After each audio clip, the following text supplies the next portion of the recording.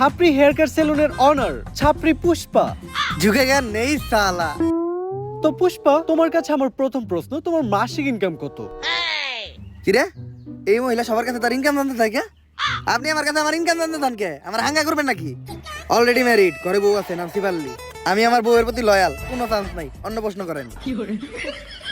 আচ্ছা তুমি এইটাই বলো, তোমরা টিকটকার আর বউ ব্যবসায়ীরা যারাই আছো, তোমরা সবাই কেন এই সেলুন ব্যবসা শুরু করতেছো?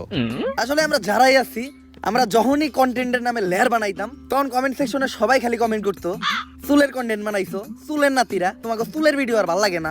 কমেন্টে খালি চুল চুল আর চুল, মানে চুলের বিপরীতে যেটা থাকে ওটা কমেন্ট করে, কিন্তু ভদ্রতার খাতিরে ওটা বলতে পারতাছি না।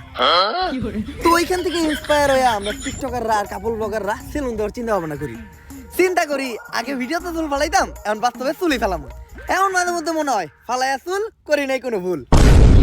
আচ্ছা ইদানিং খুব দেখা যাচ্ছে সেলুন উদ্বোধনের সময় তোমরা বউ ব্যবসায়ীদের দ্বারা সেলুন উদ্বোধন করো। একটা ব্যবসা যে তোমরা ওদের মতো নির্লজ্জ বেহায়া মানুষদের দ্বারা শুরু করো, ওই ব্যবসায় কি কোনো উন্নতি হয়? আমার লেয়ার হয়। আমি আমার সেলুন উদ্বোধনের সময় দুইটা বউ ব্যবসায়ী আনছিলাম, 10 দিন সেলুনে বনি হয় নাই। তারপর হুজুর ডাইকা মিলাত পড়ায় আবার সেলুন শুরু করছি, এখন মোটামুটি ব্যবসা হয়। তো তোমরা তোমাদের সেলুনে এখন কি কি সার্ভিস দিচ্ছ? এখন সার্ভিস বলতে আমরা সবাই দিতেছি খুদাই ফেসিয়াল, যেটা আমাদের সেলুনে অনেক পপুলার। অন্য জায়গা থেকে এটা করতে গেলে 400 টাকা লাগে, আর আমাদের সেলুনে 4000 টাকা করে। চুলের জন্য আছে ছাপড়ি কাটিং, আর নিচে যদি কেউ চায় রংধনু কালার করতে পারে। অবশ্য সার্ভিস নিতে তো কেউ আসে না, সবাই আসে আমাদের মতো সেলিব্রিটি পার্সনদের সাথে টিকটক করতে আর ছবি তুলতে। তোমাদের সাথে আবার ছবিও তুলে?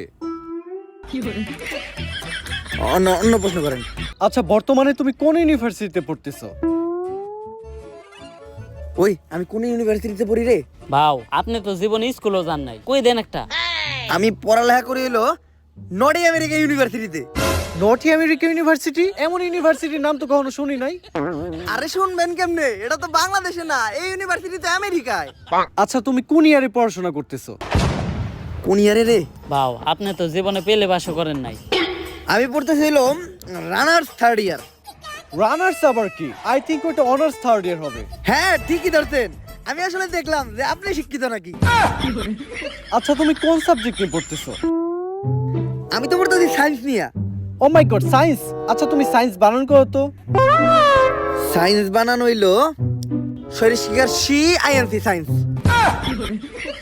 আচ্ছা তুমি সায়েন্সের কোন সাবজেক্ট নিয়ে পড়তেছো? সায়েন্সে আবার সাবজেক্ট হয়?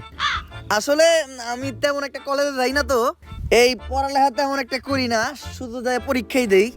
তাও আমি পড়তেছি হইলো ক্ষুধার্ত বিজ্ঞান নিয়ে। এই পড়ালেখার প্রশ্ন বাদ দেন তো।